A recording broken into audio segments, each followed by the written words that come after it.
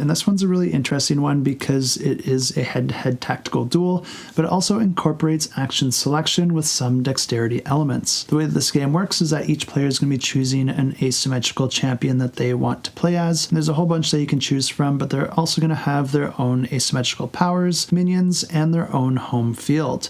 You're going to be taking those two fields and then combining them together into the overall battlefield. The way that the game actually plays is that players are going to be taking turns over a series of rounds, deploying their minions into the various control areas on their side of the field, which is going to allow them to collect arcana, which they can then spend to take various actions or injure their opponents directly. In order for a player to take actions on their turn, they're going to have 3 action tokens. There's going to be 2 standard ones and then a signature token.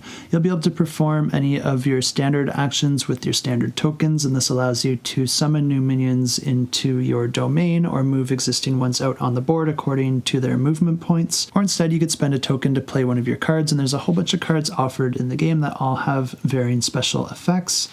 Or finally, you could use one of those standard tokens in order to shoot a projectile. Whenever you attack an opponent in this way, you're going to be using your shooting track, which is a completely separate board.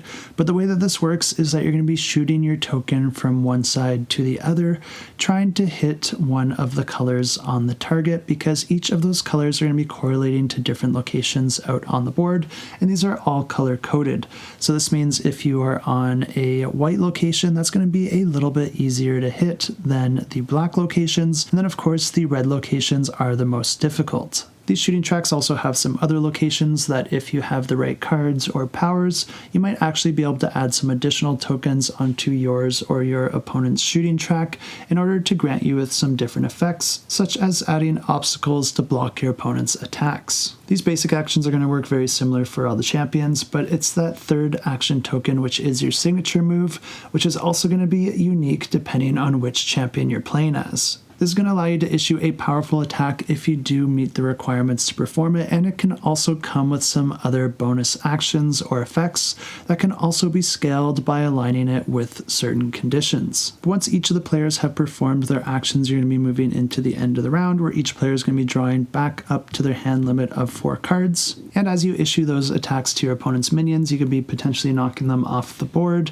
but when you issue attacks to your opponent's champion, you're going to be reducing their overall health. The first player to reduce their opponent's health down to 0 wins the game, and if you do want to check this one out, I will have it linked down below.